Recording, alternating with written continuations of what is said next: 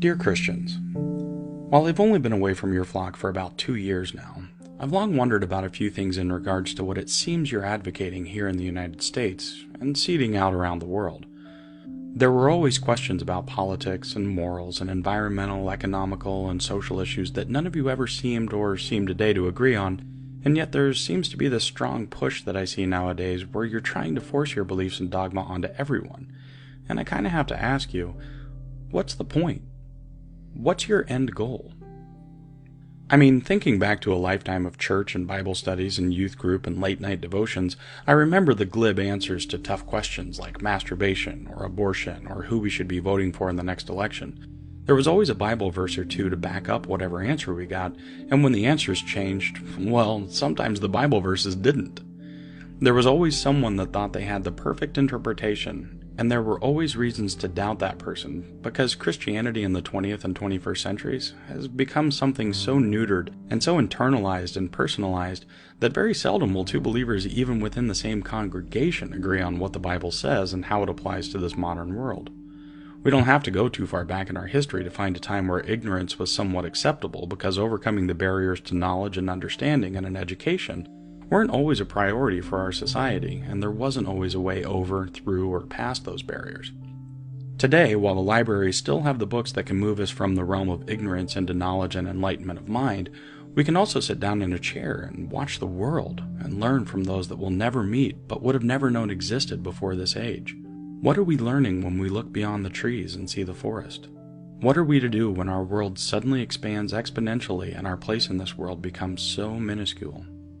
We've moved into a new era of human existence. We're connected to one another globally, and it's become nearly impossible to unplug from that network. We interact with all sorts of people from all walks of life. Some of those people we connect to share interests with us. Some of them disagree with us. Some want to help, and others want to destroy. So when we use this modern world full of technology that keeps us alive longer, keeps us entertained in our newly found boredom, keeps us connected though we sometimes feel we need to fight for our privacy, and keep us informed if we can be asked to pay attention, we always feel the watchful eyes of the world. What I see and hear around me in the United States is a growling murmur of exceptionalism and an us versus them mentality that smacks of older generations pining over the good old days of simplicity and irresponsibility, and of course bigotry, segregation, hatred. They feel the world's watchful eyes and they don't like it. They want to do what they want to do, and anyone that disagrees is wrong. Even in my lifetime, I remember when burning your trash was acceptable and normal. Flinging flaming balls of melted plastic around was a pastime, and the trash that wouldn't burn, we'd just dump it over the hill. We heard some things from time to time about the ozone layer, and soon hairspray companies around the world were proud of their newly designed no CFC touting labels, but we didn't really get to know anything beyond the NBC Nightly News. If it wasn't big enough to be reported there, well, it just wasn't news, and we just didn't care for the most part. Then in my teenage years, my dad started recycling. I don't know what got him going on it, and I'm not really sure what his motivation was, but I remember that my mom was putting up quite a fuss over having to recycle. After a few years, I realized that, well, she just didn't care. She didn't think that her world was any bigger than her immediate surroundings, and how was one family's trash going to hurt anything anyway? Even today, my mom thinks that recycling is a ploy by big business to make money because her world never expanded past the links to church clip art websites, the iTunes Store, the weather in Ohio, Oklahoma, and Seattle, and endless ministry websites. Like so many other Christians, and yes, people in general, she doesn't seek new knowledge, and she doesn't want to challenge what she believes is the truth unless that challenge is from a new minister that happened to interpret a verse in a new way that was pleasing to her mind. There's always been and always will be a continual evolution of Christian thought, and new leaders will always arise and take over where another left off. Even though it seems like I'm making a case for it, this isn't really about climate change. I think that anyone that looks at the data can see that climate change is occurring, and whether man-made or not, our species needs to make the changes necessary to reduce the effects we've had or could have on speeding up the changes we're seeing.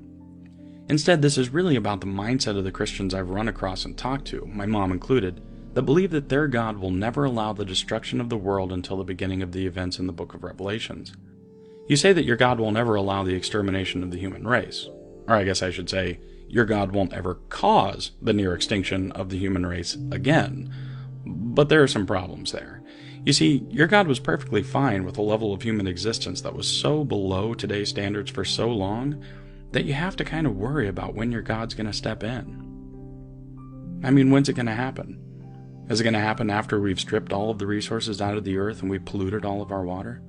Maybe he'll step in when our civilization has returned to a hunter-gatherer state with average lifespans of about 30, and our daughters and our sisters will get married off and impregnated at 13 so that our clan can make it through one more winter off of the dowry. Maybe your God will intervene when we've lost the ability to think rationally, and superstitions once again replace our knowledge of our world and of our universe. Maybe your God will step in before we've destroyed everything our intelligence and knowledge has given us. But just maybe. You see, there's no real promise here, is there? Only the ever-receding, ever just out of reach vague promise to come back someday and make everything perfect. Well, someday's come and gone, and yet you all still act like it's 50 BCE.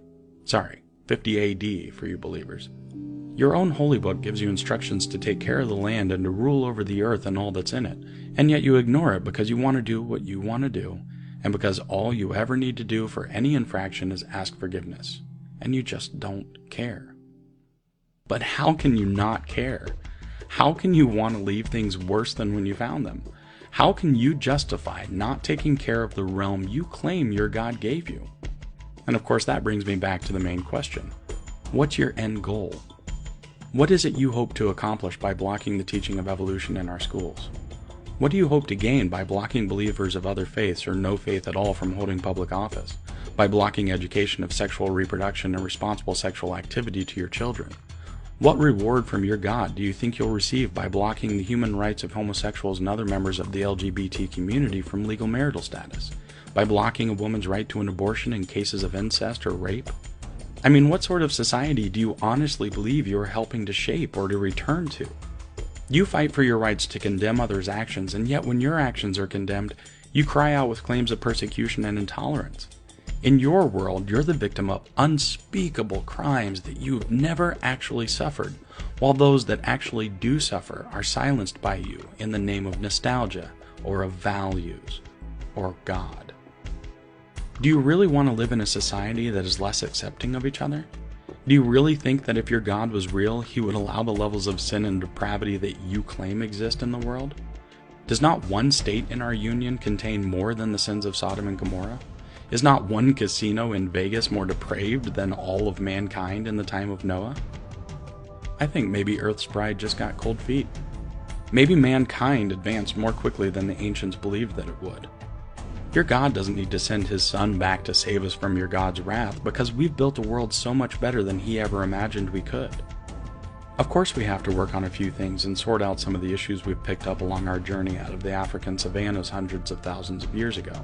But that's the thrill of being alive, and that's the challenge your God would have given us if he existed. While you can say that I can't judge your God, I think I can, because I want more for you, and I want more for me, and I want more for all of us than a miserable existence made bearable only by the promise of heaven. And even that's an addendum to what your God gave us when he kicked us out of the Garden of Eden, according to the Bible. We are being watched every day, and we're being judged every day. But it's not a God that forgives at the drop of a hat and cares not for actions or benevolence. It's your brothers and sisters, aunts and uncles. It's your parents, your teachers, co-workers, strangers. It's your local community. It's the internet. And your actions and your words may seem to blend into the discordant clamor of today's world, but they don't disappear, and they'll not go unchallenged. And generations to come will look back and wonder what you did in your lifetime. Did you fight for the rights of all humankind? Did you fight for a brighter world and a hopeful future? Or did you cower from change in the name of your ignorance and your dogmatic rhetoric? Believe in a God if you want, but know this. If you plan on using that God to fight equality and to spread ignorance, spew hate, or to slow progress, you're playing a game of chicken with us, and we're not swerving. Take care.